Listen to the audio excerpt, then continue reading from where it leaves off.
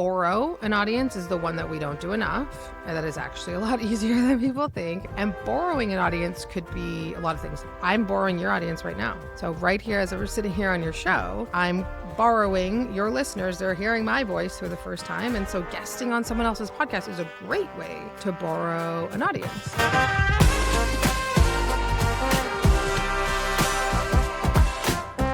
Welcome to the Process to Profit podcast, where we find out about the key processes and productivity techniques that drive successful service-based businesses.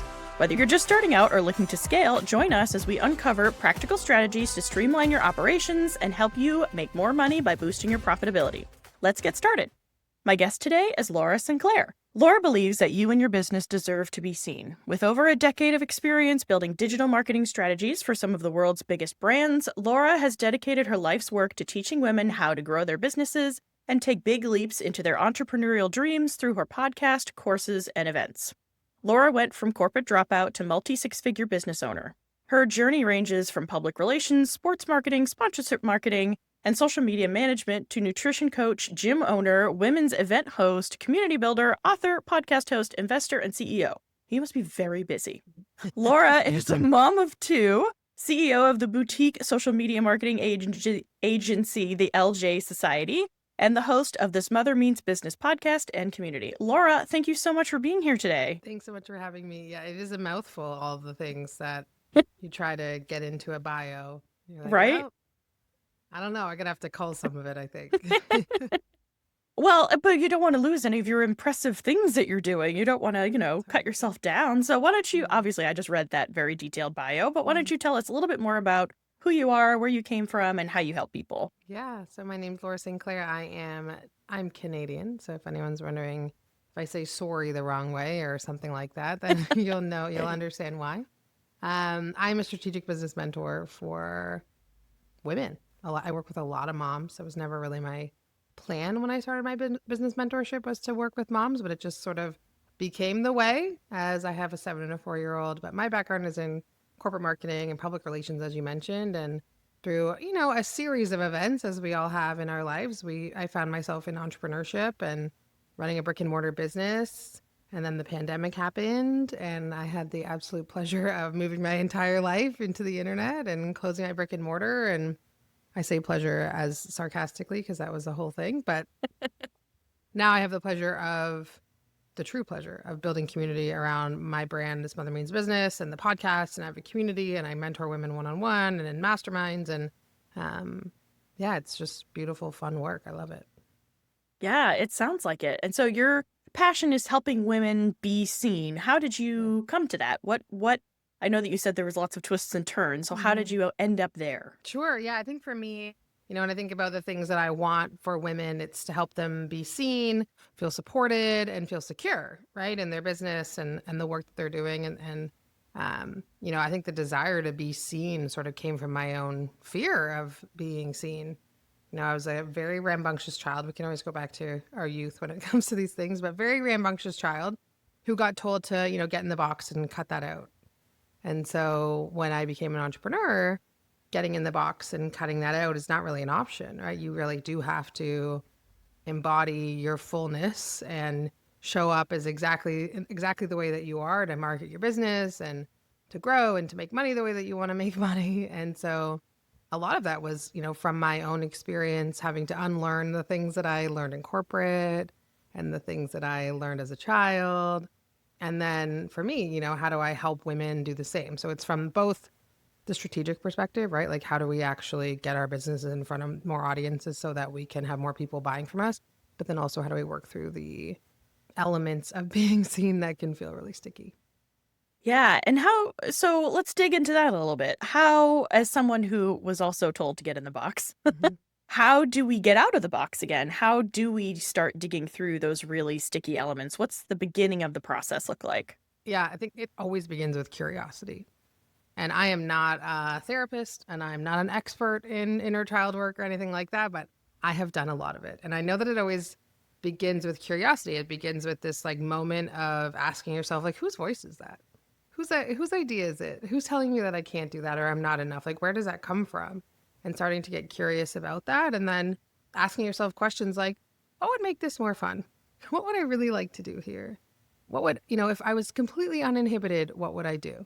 And so it's really, I think it starts with that curiosity and being willing to say, okay, like how would I really show up if nobody was telling me what to do or how to do it?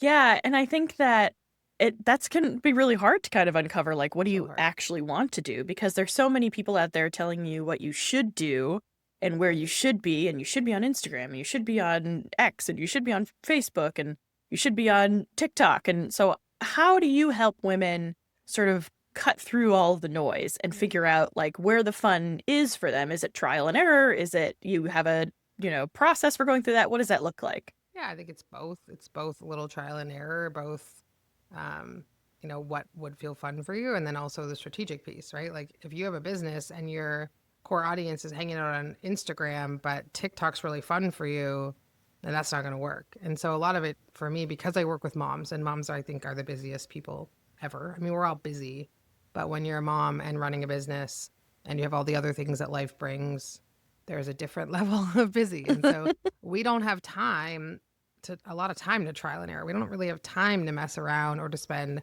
our energy doing things that don't really move the needle in our business. So it always begins with the strategic piece, right? Okay, what is the thing we're trying to achieve? Who are the people that we need to get in front of? Where are they hanging out right now? And then how do we, align ourselves with that? And then depending, right? If you're doing it yourself, then it's okay, what's going to be fun for you? What can you actually do? If you have a team, then that's a different conversation. And then it's like, how do we build in consistency for you? And those are kind of the elements that come through for me. Okay, great. And so you're kind of looking at all of these elements together and figuring out what works for that specific person, usually that specific mother, Yeah, I it look sounds at the like. person, not, I look at the person as well as the business. And so I think Mhm. this is like one thing that's a little bit unique in the way that I approach mentorship is it's like very easy for me to say, okay, you have this kind of business. We're going to do XYZ things because the reality is in strategy and business growth, like A plus B does equal C, right? Like it's not Mhm. the steps are the steps, the strategies are the strategies. You can get nuanced, but at the end of the day, like the things you have to do are the things that you have to do to grow your business. And, but every person is different and every support system is different and every internal story is different and Mhm. every personality is different. I was actually just having a conversation with a client. I'm onboarding women in my mastermind right now. And one of the things that I'm having them do is send me their human design. And I'm not a super woo-woo person. I'm a pretty strategy heavy girl, but it's really interesting to pull this information from people and then find out for myself as a mentor, okay, how does this person need to be supported? And then what kind of schedules and strategies work best for them. And so using that sort of information to figure out, okay, this is the human. I need to consider the human as well as the business in this process, I think is something that's really important.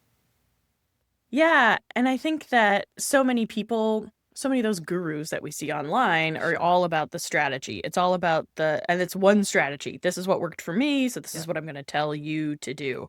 So I think it's great that you're looking at the person too and considering all of the factors in their life and their business Yeah. before, you know, giving them a recommendation or giving them the strategy and things like that. What are some of the hurdles that you see other than sort of fear of getting in front of the camera? What are Yeah. some of the other hurdles that you see people facing when they're trying to get more out there and really struggle with it? Yeah. I mean, a lot of it is, just feeling like you need somebody to open the door for you. Right. And so, that can be a big thing is just feeling like you don't have the network big enough to like open that door and get you the platform that you're looking to have. But I think, a lot of women struggle with just asking for the thing that they want in the world, right? Like simply just sending that cold DM to the person that maybe is a bit of a gatekeeper. Maybe they have been on a bunch of podcasts that you want to be on. Maybe they work with the similar person that you want to work with in a different capacity and just saying like, hey, would you be open to like having a virtual lemonade or coffee or whatever for 20 minutes? Like, I'd love to meet you. I really love what you're doing, and then building relationships with those people that are going to open the door. I think, and I did this for the first couple of years as an entrepreneur, as I kind of like tried to just do everything myself. Like, okay, like I'll just figure it out. But no, like we need people. And I think a lot of the times we just don't want to bother people. At least that's my story, right? It has been for a long time. I just don't want to bother anybody by asking them for this thing or that thing. And so I think it's the willingness to take up space, to ask for what it is that you actually need, because more often than not, it's who, not what, when it comes to visibility. Yeah. So I had to do this process as well, and I had to get over these same mindset blocks of like, I don't want to bother people, or they're going to think I'm trying to sell them something, or I'm spamming them. How do you help people get over those hurdles? How do you help people sort of um, step into that? You're really actually just asking for help. You're offering up your own Mhm. expertise. How do you help them step into that with confidence or Yeah. So faking confidence? yeah.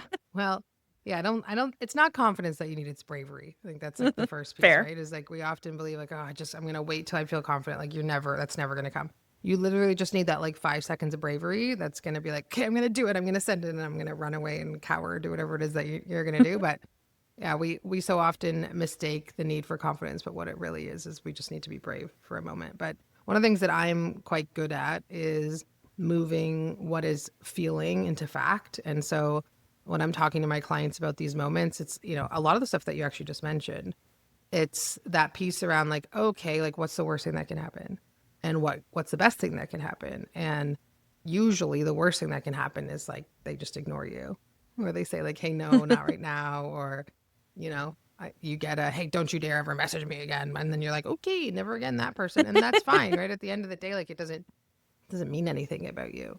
It means everything about them. It means nothing about you. And so really just helping people move through what is actually a feeling, then what's the truth there, Hmm. and reminding them that they are safe, reminding them that it is normal, it is okay. I mean, I'm in this process even for me right now. I'm running my first event this year and I'm working to get corporate sponsorship for that event, but I'm having to cold reach out to people on LinkedIn that are working at these brands, and it's just saying like, "Hey, I don't know you, like, but I would love to know you." And that's hard, right? And so Hmm. there's all the resistance that comes up for me sometimes where I'm just like, "Oh God, I'm gonna be so annoying."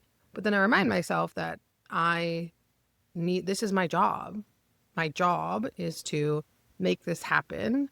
And if I were working for somebody else and they came up to me and were like, "Hey, Laura, you need to do this," I wouldn't be like, nah, I'm good. It would be like, all right, well, this is my job, so I just have to do it. And so some of it is how do we navigate, like, what is the fact that is going to help you take the action in a way that feels seen, safe, and supported? That's great, and it's so important and such a hard thing, I think, for entrepreneurs, because that was something that I really struggled with when I started Yeah, was how do I just put myself out there? And it was exactly the strategies you said. What's the worst that could happen? What's fact versus feeling? Figuring all of that out. And now I cold DM people almost like it's nothing, not good quite, for but you. almost like it's nothing. Yeah, And it's also, I feel like a muscle. Like the more you do it, the easier it is because you realize that like the world's not going to end if I send this person a cold DM and they don't respond. It is what it is, and I just move on. So, yeah. yeah. So I think it's a lot. I have experienced a lot of what you're talking about.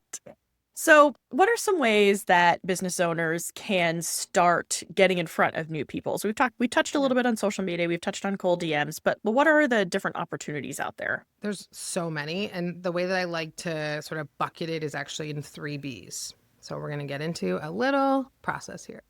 Hmm. And so there are really only three ways to grow your audience. And by I mean grow your audience, what I'm talking about is like actually getting people to know that you exist. And you can either build your audience, you can borrow it, or you can buy it. At the end of the day, those are your Hmm. options. Every one of those has about 100 different things that you can do as far as tactics. But when we think about, okay, how do I get more people in front of my business? Like those are the things that you need to think about. I'm going to build it, I'm going to borrow it and buy it. So if we're thinking about build, right? Okay, I'm going to build an audience. What is that? That is social media. That is creating your own Instagram account, Threads account, TikTok account, creating content and hoping that the algorithm will give it to people that are like, okay, I want to learn more from you, right? We know that one. It could be building an email list. It could be launching your own podcast and getting listeners to your podcast, right? There's so many different ways that we can quote unquote build an audience, start your own community, lots of things. Hmm. Borrow an audience is the one that we don't do enough. And that is actually a lot easier than people think. And you and I were chatting about this earlier with asking for it, right? And borrowing an audience could be a lot of things. I'm borrowing your audience right now.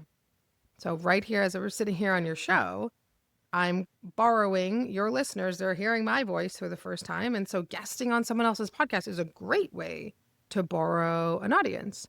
You could if you are a service-based business owner, you could guest mentor inside somebody's online program if that was something that worked for you. You could collaborate with a brick and mortar. If you're a brick and mortar, collaborate with another local business. I owned a gym for a long time in a very small town, and we would partner with the local Lululemon. We partnered with the local smoothie shop. We partnered with the local supplement shop, and we built relationships that way, right? Collaborative relationships that can look like so many different things. There are so many ways that you can borrow people's audiences. And then the third one is buy an audience, right? That's running ads. It's running digital ads, whether it's Google ads or Meta ads or Pinterest ads or TikTok ads, whatever it is you're doing. I'm a really big believer that you should build and borrow as much as possible before you start buying, because buying ads, throwing money at something isn't going to fix an organic marketing problem. Like if you're doing the things and you're not getting any clients and you're not seeing people coming into your funnel, it's not going to be fixed by running ads. But buying an audience is also always an opportunity. There's just so many things that we could pillar underneath each of these categories. But when you're thinking about that for yourself, it's like, okay, what are the ways that I can build my audience? And that takes time. Building an audience is the slowest, but it's also going to be the most ready to buy folks, right? Those are the people that found you organically and they're like, okay, I'm into this. The borrowing people would be a little faster and they might not be super ready to buy. And then people that are getting to know you through ads will be the least ready to buy typically, because they're just sort of meeting you for the first time and diving in that way. So when we think about visibility, being seen, those are truly your options. Yeah. And I love that you frame it so succinctly, because when you're starting out your business, it feels like, oh, there's so many things that I could be doing. What should I be doing? So it's nice that you've packaged it up in the 3 Bs and makes it easy. I actually but I ran ads fairly early in my business to a lead magnet, and I built my audience pretty quickly, but they weren't buying. They were on my email list. They were getting my emails, but they were not buying my services. And it was because I didn't test out the full funnel organically. I didn't, really understand who the lead magnet was bringing in and whether or not they were the right people and if they were ready to buy or not. So totally agree with everything that you're saying. I was really not ready to be running it. I thought, oh, I know how to run ads because I've taken an ads course and I've done ads before for other people. And so I was like, oh, I'll just run ads because I already know how to do that. But it was the downstream from the ads that were not working. And so the ads were kind of a waste of money. I had a lot of people on my email list, but they weren't the right people. They weren't in that ready to buy headspace, like you said. Yeah. So yeah. And borrowing, that's actually how I get most of my clients right now, is I go in and I do guest trainings in other people's, communities and things. And I find that that's a really great way to get yourself in front of, like you said, that audience that may or may not be ready to buy, but when they're ready to buy, they already trust you. And so they go right to you. So all great advice. So you talk a lot about the fear of putting yourself out there. What are some, switching gears a little bit, what are some mindset shifts that you think are necessary for business owners? And I know we touched on this a little bit, but let's dig a little bit deeper. What are some of those mindset shifts beyond just, oh, I'm not bothering them, I'm helping them, that you think that business owners need to make? Yeah, I mean, there's a lot of, I call them fairy tales that we tell ourselves, right? And it's not just like, oh, I don't want to bother anyone. It's like, I'm not ready. I don't know enough. I'm not special enough. And at some point, like, you just got to decide. You truly just have to decide. Like, I could say all of the inspirational things. You can read all the self-help. You can surround yourself with as much positive propaganda as you can find. But at the end of the day, if you want your dream, this impact, the thing that is on your heart, you have to choose to take action. I had a very difficult conversation with somebody yesterday who has been in my community. So I have a community and I have a mastermind and I have a one-on-one mentorship. She's been in my community for some time and I love this person. And we were having a conversation about my mastermind. And I said to her, I love you.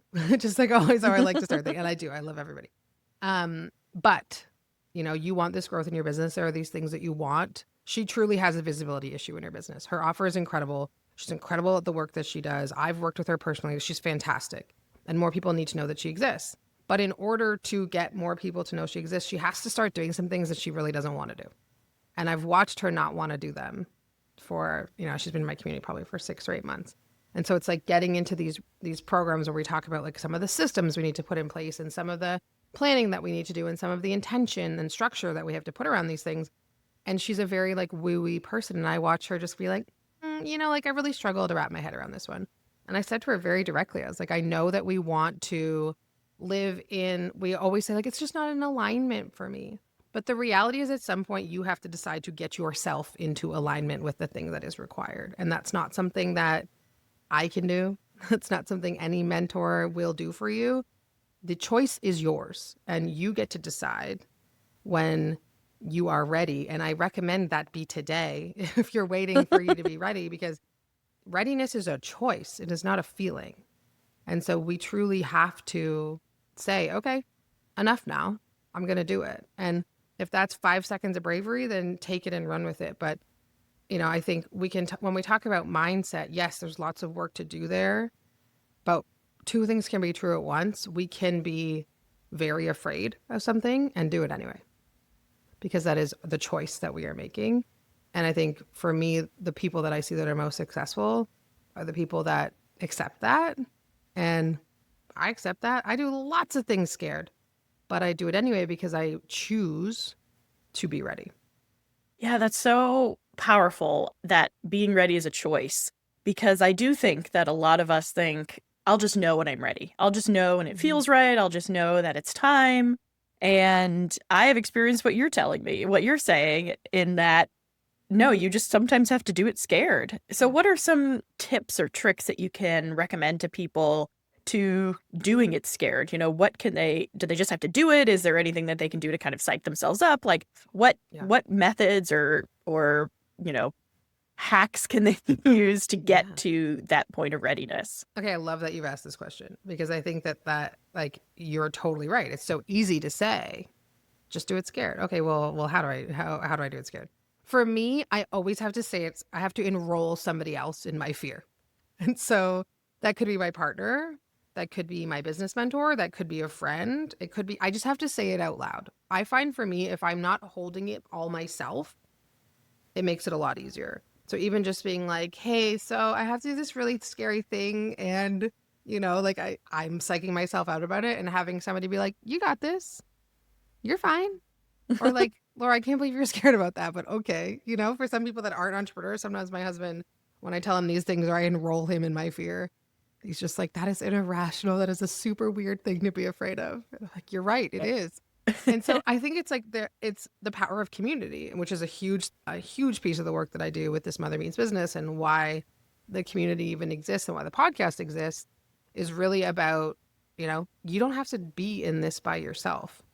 And truly, I think that, that is the only tip that I have, because the reality is like, we all work through fear in different ways. But for me, enrolling other people has been the thing that's like allowed me to be like, okay, like I'm good. I'm not by myself. And I'm a total card carrying member of the I Can Do It All Myself Club, former. It's not a good place to be. But enrolling other people has been, for me, life changing when it comes to actually pushing through some of these fears. Yeah. I guess I have never considered it that way. So I love that idea, and I'm going to have to start bringing friends into these things. Bring them in. Let them hold your fear with you. Honestly, like we don't have to do this all ourselves. We just don't. And like even having another person say to me like, yeah, that is scary. Sometimes it's like, yeah, thank you. I hear it and I'm going to do it, because now that person's going to hold me accountable. Hey, did you do that thing yet? Hey, that thing you said was scary. Like, how'd it go? I know that question's coming. So now I have like that extra accountability piece. So that part of it's big for me. Or they go the other way, like your partner, where they're like, what are you scared of? Why haven't you done it yet? You know what? I can take both. I take all of it, right? Like I just love to have someone else's perspective, to be a bit of a sounding board. I think as entrepreneurs, the default can be to hold on to everything ourselves. Yeah. And at the end of the day, like it's our business. But when we're talking about these like mindset piece, these like actual like social elements of it that feel really scary, bring somebody else in. You don't have to do it yourself. Like whether that's a therapist or a business mentor, and I sometimes feel like a therapist sometimes, the amount of times I do this for other people, just to talk it out is huge. Yeah. And so building on that, how can entrepreneurs start to build their own community? I know there's always a choice to join a paid one, Sure. but how can they start surrounding themselves with like-minded entrepreneurs, or maybe not like-minded? Maybe people think a completely opposite way, but Yeah. they're sort of in the same space. And how can that help grow their visibility? So I also love, you're asking great questions. I love these questions. So yes, you're right. You can absolutely join a paid community. That's an option. You can join, lots of people do free networking calls on the internet, myself included. I host one every other Tuesday. But I want to tell you a little story about something that I did recently that has become this crazy thing. So there's a Finnish spa near me, which is like a big outdoor spa, like Scandinavian spa that's got like a sauna and cold plunge and like sort of do this like hydrotherapy cycle. I Mm-hmm. go often because it's close to me. And so one day, I don't know a lot of people locally. A lot of my clients are Canadian. I have a lot of clients in the US, but in my actual local community, don't know a lot of people. And so I went to the spa one day by myself, and I had this thought while I was at the spa because I tend to have thoughts when I'm, separated, unplugged. And I was like, I wonder if anyone would want to come to the spa with me. And so I threw it on my Instagram stories. Hey, I had this idea. If I arranged for like a local meetup where like you just come to the spa, we just pick a day, like no charge, just buy your spa pass, would you want to come? And within minutes, I had people being like, yes, I'd want to come. I want to come. To the point where I now have a wait list with 70 women on it Wow. that want to come to the spa. And we've done 2 spa days to date. The last one I made the mistake of organizing on a PA day. So we were 15. But there are 70 women that have put their name on this list to say, like, yeah, I want to come and know about your upcoming spa days. And the reason that I tell you the story is because people want to connect. If you want to connect with people, make your own table, organize your own spa day. Mm-hmm. And now I'm seeing other women doing the same thing. It's so funny. I had a client message me the other day that was like, so and so is copying your spa networking idea. I was like, oh, I don't care at all. It doesn't bother me at all. Great. But if you're looking to connect, you want to build community, make the table. Create the table. If there's not a table that you see that you want to be at, make one. Because I'm willing to bet that there are people, even if it's not like 70 people is a lot of people, but even if it's 5 people, right? Even if it's 2 people, 3 people, like it can start small, very small. I mean, the community connection calls that I host every other week, I think there were like 3 people in the first call. There's over 200 women that have been on those calls over the last, year and a half. And so all that to say, if you're looking for community, yeah, of course you can join one. This Mother Means Business is a great one if you're a mom. There's tons of great ones. But if you are looking for something local, create it yourself, right? Create it. Or, I have a client that runs an agency and she wanted to connect with other agency owners. And so she created just an agency meetup. I think they meet up twice a month and it's great. So yeah, the invitation would be if you're struggling to find community, just make your own table. Yeah, I love that. And it's funny, I remember reading about your spa days on Threads, and I was so jealous. I was like, oh, that sounds wonderful. I would love to It's do a spa happening in like networking another day. Canadian city now. There's like I'm near Toronto. There's an Ottawa version popping up. I'm like, listen, if I just started the women's entrepreneur spa networking trend, I am not mad about it at all. I'm here for I mean, it. that is a great legacy if that's It's a what great legacy, and happens. I also really manifesting closing down the spa. Like I I remember like you there's posting enough, about yeah, that there's too. enough Yep. people that have said like 70 women's a lot. And in my head, I was like, okay, I know enough community builders localish that would be maybe willing to drive. Like, I think if we shut down the spa for a whole day for women entrepreneurs, people would come from a fair distance for that. So I'm manifesting having enough people to come to the spa to shut it down. But listen, people are starving for community. And They really if I are. can throw up an Instagram story one time that's like, hey, do you guys would anyone come to the spa with me? And now it's like, there's a whole lot of women that want to do it. I think you can start something too. Yes. So you mentioned manifesting, Yeah. and you've talked a little bit about how you're kind of woo, but kind of Like not. woo How do adjacent. you Yeah. woo adjacent? Yeah. So Yeah. how do you balance that for your own business? How do you recommend it for your clients of Yeah. like, if you're into the woo, that's because I'm a little bit I'm kind of woo Yeah. adjacent, kind of like Woo you. adjacent. Yeah. Like, I don't discredit that it could be real, but I'm also not going to rely on it, is No, my you kind of can't. how You can't I rely on it. approach it. No. So how do you recommend that your clients and the people that you interact with kind of approach the woo like Yeah. the client that you were talking about being in alignment. Like, how do you work with them Yeah. to balance that out for themselves? Listen, there are truths when it comes to building a business, right? There are hard truths, and a lot of the people. The sad reality is, there's a lot of people on the internet that are like, just manifest, just do this one thing. If you just put it out in the world, it's all going to come back to you. That's not how it works. It's just not. You Mm-hmm. have to do both, and I really do believe that like strategy will only get you so far. That's the one piece. This is why I consider myself to be woo adjacent. Is it will only get you so far. The strategy is the strategy. The process is the process. The systems are the systems. You truly have to be, I don't want to say bulletproof. That's the word that's coming to mind, but that's not it. You have to be able to hold the ceiling and the floor when you're an Mm-hmm. entrepreneur, because you will have moments where you are at the floor. And there are going to be moments where you're at the ceiling. And how do you manage yourself, and how do you support yourself through that? And I think the mindset piece, the woo piece, like whatever it is for you, like I'm here for it. If it's, going and doing ayahuasca in the woods, you go for it. If it's cold plunging every day, do that, do that. If it's breath work, like I have no, you know, like whatever. It's all good. You do the thing that you need to do, but how can you support yourself so that you can stay solid in that sort of, when we think about, people talk about high vibe. I don't like high vibe. I like big vibes, right? Like big vibe is, to me, is someone that can hold the ceiling and the floor. And so how do you support yourself? And when we talk about, from my perspective, when I'm working with my clients, it's like there are some things that are going to be true about business that are going to be required. But there are also going to be things that I might suggest. Hey, do you want to do this? Hey, what about this? That you might be like, that doesn't feel good for me. And it's like, great, cool, let's find something else.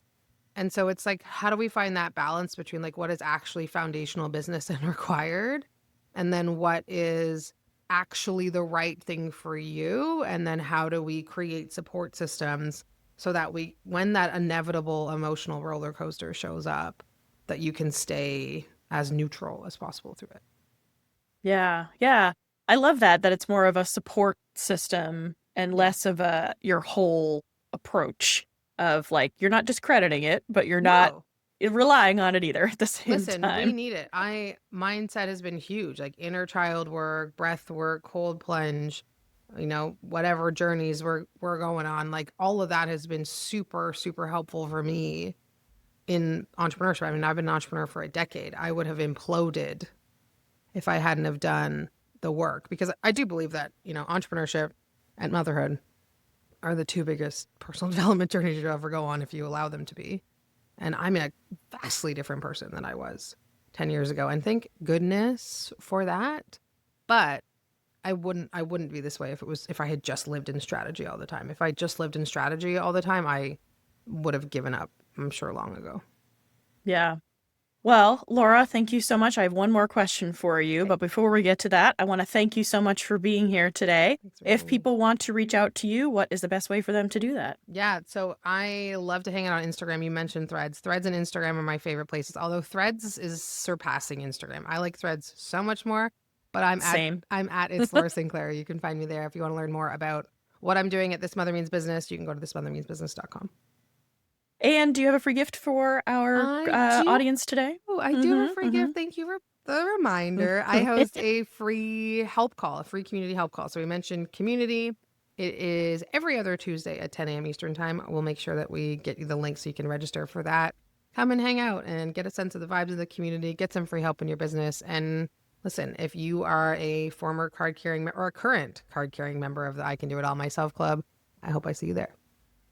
I might have to start joining those. I didn't even know they were a thing, so I'm excited to learn about Please them do. and Yeah. start joining.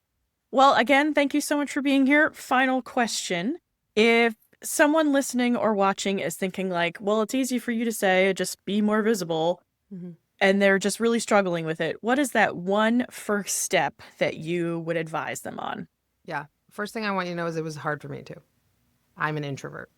And I do not like being the center of attention. So the first step would be identifying like what is the easy thing, right? Like what is the thing that you know right now in your heart that you could do that you're just ignoring, because I know that it's there, right? Do that one thing.